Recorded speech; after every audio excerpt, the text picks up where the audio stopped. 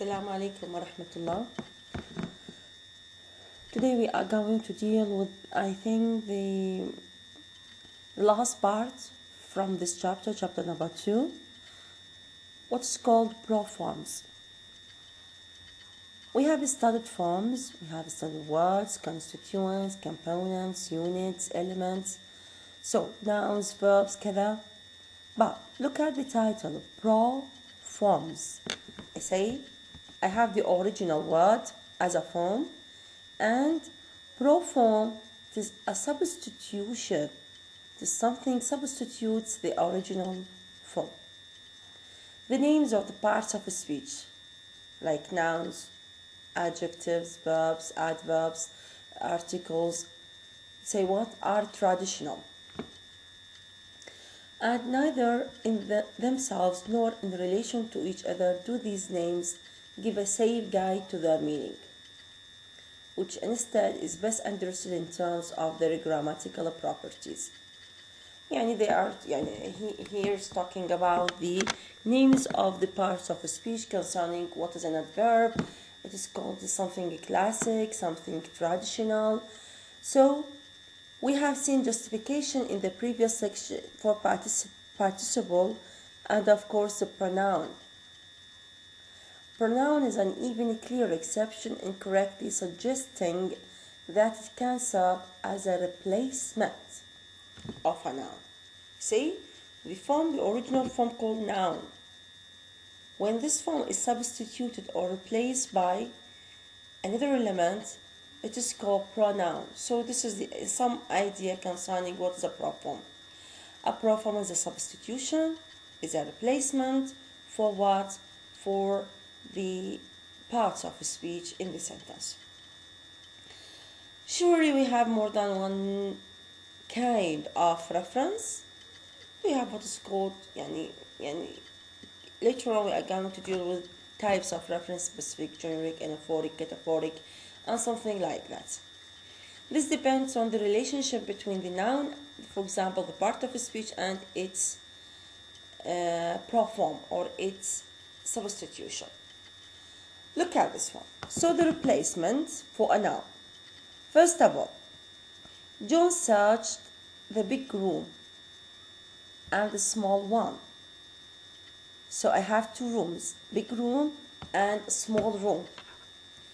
Instead of saying John searched the big room and the small room, one here substitutes or replaces the noun room here. So why I use such kind of replacement, such kind of substitution?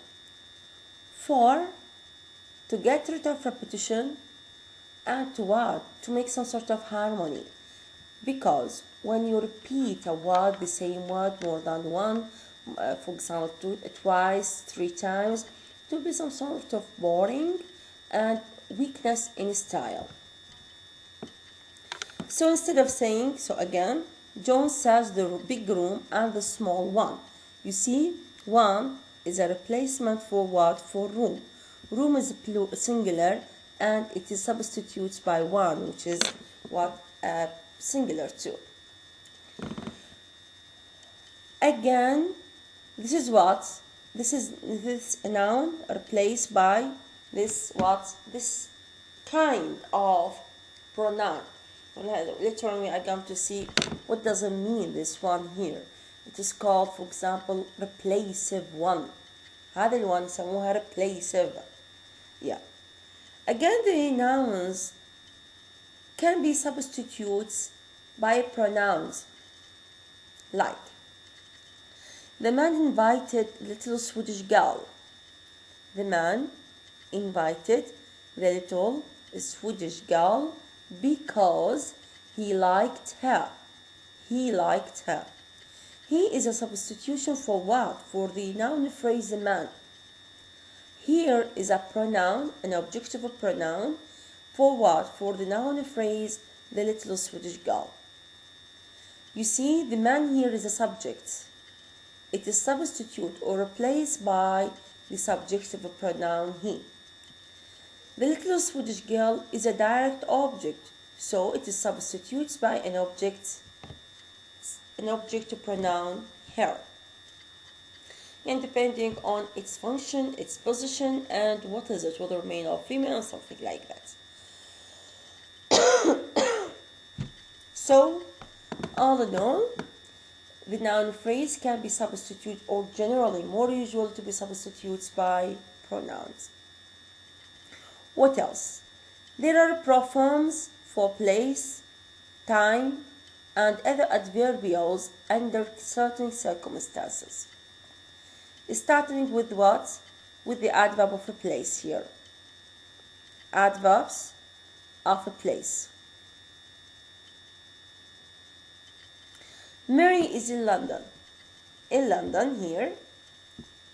In London is a substitution, is what? An adverb of a place. And John is there. The means in London, but it is a substitution for this adverb of a place.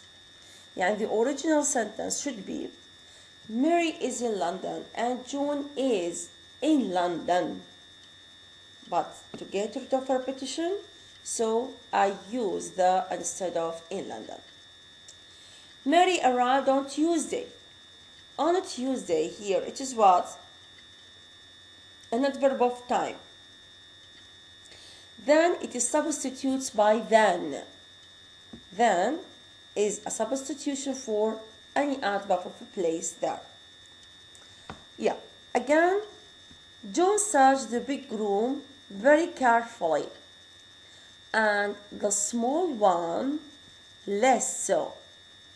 Here I have two kinds of substitution. Let us see. John searched the big room very carefully.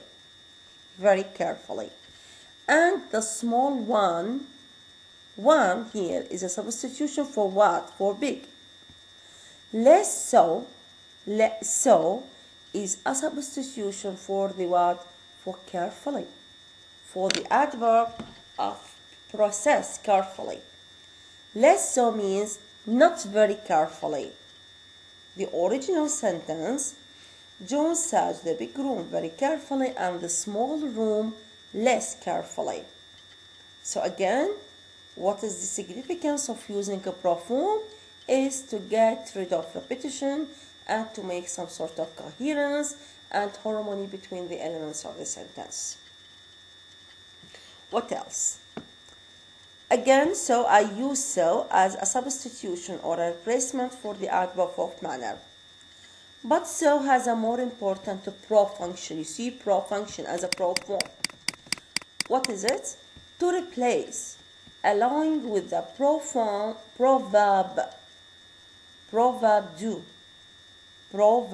do. Just like it is a substitution or a replacement for what? For the whole predication. Like, she hoped that he would search the room carefully before her arrival, but he didn't do so. You see? He didn't do so. Do so here is a substitution for what? For the whole predication. يعني for the what? For search the room carefully before her arrival. All this predication is replaced by do so. Clear? خلينا نشوف هذا الدايجرام.